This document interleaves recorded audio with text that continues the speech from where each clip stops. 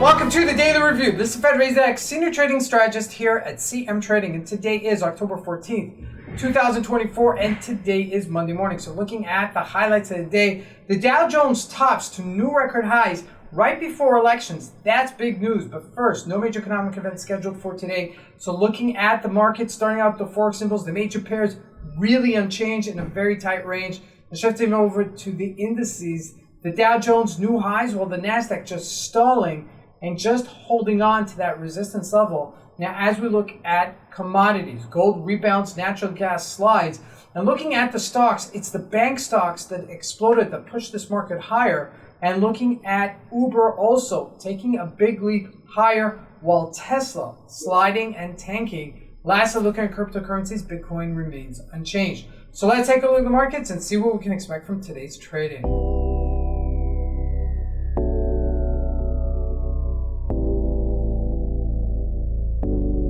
So here we go. First with the Forex symbols. I'm not going to spend too much time on it, but I just want to make this point. Canadian dollar has been the most volatile of the bunch. It's moved about 50 pips over the past 3 days. Not a big deal. So you can imagine how untradeable, okay, something like the Euro USD is right now, which is only trading within 30 pips, okay, which is very, very tight. Yes, if you're doing it in large volume, if you're a big scalper, you're trading very large size and you're just getting in and out, you can make money like that. But for most of us who are swing trading, looking for that 2-3 days, okay, it's a little bit harder to pick your spots. Now, it's as if the Forex market is just waiting for some big news, all right, in order for us to really, explode in either direction, okay? Because if we look at the Canadian dollar, it's had a nice run up, okay, as it's depreciated versus US dollar, okay? Now remember, the Canadian dollar is very linked to oil.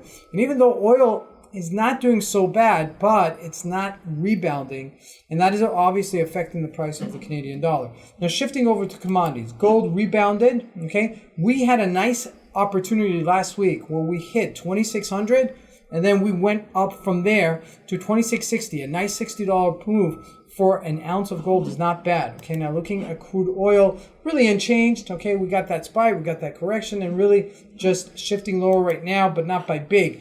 Natural gas, though, is having a really great move because we had a double top at around $3 per unit, okay? And we're right now trading at $2.58, which is a nice slide from it, and we are at supportish level. We're in between our two levels here, so that's really important to note as well. Now shifting to the U.S. markets, here we go. Dow Jones making new all-time record highs at 43,114. Couple of things about this. Number one, inflation. It's still hitting the markets.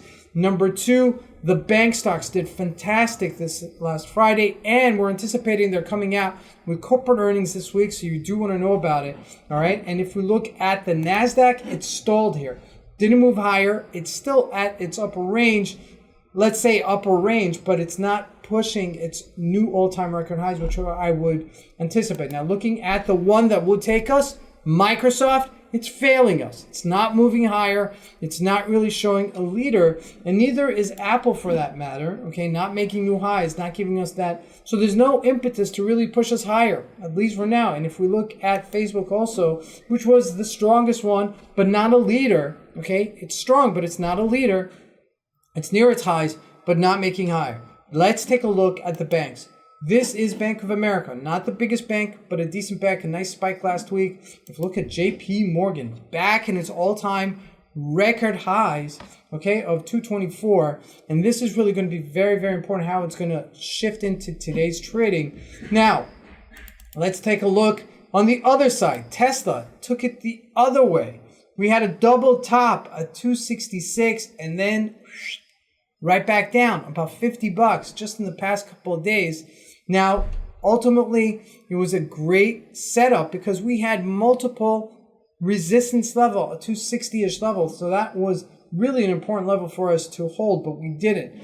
Uber, which has not really been one that I've been following for a long time, okay? But look at this. all-time record highs, $286 a share, okay? When it gets to these type of levels, you don't want to chase it, but you want to wait for a pullback because you don't know how much further. This is new all-time record highs. So with that said, okay, it's not a big shaker or mover, but in and of itself, it's an important component, right? And an important element. Now looking at Amazon, also did gain on the upside, but things are not going all together. So you got to be very stock specific. Check out the corporate calendar this week for which stocks are coming out with their corporately earning reports. And lastly, let's take a look at Bitcoin. Bitcoin is still trading in that really tight range, but we're moving up this morning. We were really unchanged, but now we're moving up to 64,000. Let's see if we could take out 65,500. That should be something to look forward to. This is Razak. I want to wish you guys a great trading day. Thank you.